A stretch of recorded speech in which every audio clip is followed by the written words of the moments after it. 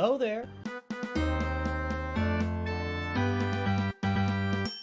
Hello there, everybody. It's me, your Star Wars Dad, and I'm here with This Week in Star Wars Galaxy Heroes, February 5th, 2023. What happened in Galaxy Heroes this week? We start with the game itself. Pretty much nothing going on. I'm no issue with Mini Java Bundle, Third Sister Special, no real other. I mean, there's just really not much happened. We already found out last week they're going to nerf the TIE Defender, and nothing since then. There have been some speculations. Let's get right in that speculation with, of course, our first and favorite content creator, Arnold D101. What does Arnold have to say? Before we get into the balls of this video, I want to emphasize one important thing. This is an alleged leak. So what I'm saying is, don't put your whole life on the line. Don't change all of your stuff you're doing in your roster based off this. But, you know, some leaks have had some credibility lately. This isn't speculation. We speculated a few. What is the alleged leak? The alleged leak is that there's a crate, a dragon raid possibly coming to Galaxy Heroes. We've seen the Tusken Raiders come out. So, hey, a new raid would be awesome. They've been really hesitant to launch new raids. You know, they're really slow. Then the Challenge Rancor came out, and there wasn't really much to it. It wasn't really different, except that they put a big, you know, Relic 5 paywall, whatever, wall in there for everybody. So, we'll see. It's a pretty big leak, but, you know, at the same time, we've been talking about a Death Star raid for about 5 years now, and it has not happened. So, we'll see what happens up. And let's take a look at our next content creator. By the way, I paused at the perfect moment. And with a look at AP Games, talking about the most important change in Galaxy Heroes farming, he's talking about getting 2 big teams in between every Galactic Legend farm. Let's take a look for a minute. Take a listen for a minute. Like one, yeah, I'm like one proving grounds away from having him. Like maybe him plus the Tuskens plus another marquee Tusken with some reworks or some Omicrons or some Datacrons or whatever becomes a backbone team, right? And then I'd power those 2, the Trench and, you know, the Boba Fett Tuskens. And then I'd go back and pick up Lord Vader, or I'd pick up, you know, Rey, because at that point I'd have Ben Solo, right?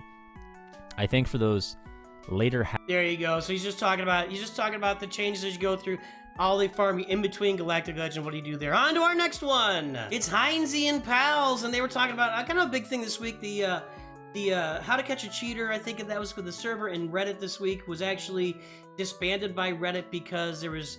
You know, they said there was too much taunting and well, just abusing of people going on. And I could see that where, you know, if you think there's a cheater, but they really aren't, then you got to go defend yourself for no good reason. You know, anyway, so that was disbanded on Reddit. It was kind of big news out there. Let's hear what Heinzie and the group and the pals have to say about it. Even something that a lot of people are a little bit off about right now. So we need to get straight into that one. First thing we're going to talk about, guys, is for those that don't know, of course, there has been a Discord server going around for quite some time for Star Wars Galaxy of Heroes players to basically report cheaters, generally with proof. Obviously, we can report it in-game, we can report it on the forums and all that sort of stuff, but unfortunately, without, of course, seeing too much from the outside in, basically looks like a lot of cheaters actually don't get banned, unfortunately. There you go, guys. They had a good discussion about it. Go check that video out. But, you know, basically, you're looking for and identifying cheaters. I get it. The one that stands out to me the most, we had a guy in our fleet arena at one point who was climbing up, you know, to the top, like top 5 with nothing, like had literally nothing in his fleet. Obviously, he was cheating.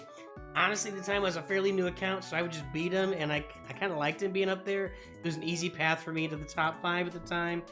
Still, though, he's cheating, and they don't really do a good job of catching cheating around here at Capital Games, so getting rid of that input, and they don't really listen to people either as far as cheating, so I'm kind of halfway on that one. I haven't seen a lot of cheating as far as my account goes, and would it really impact you that greatly in the meantime? It just it makes you angry, right? People are cheating, it makes you angry. Nobody likes a cheater, except maybe the cheaters, I guess they love cheaters, but nobody likes a cheater.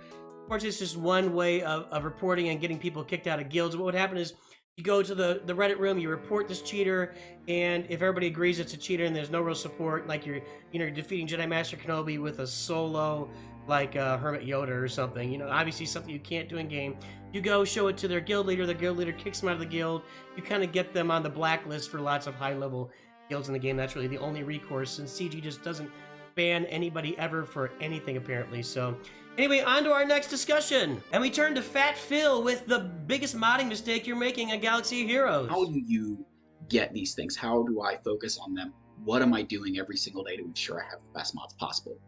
So the first thing I want to explain is the mistake I see a lot of players make, and I call it being gear poor.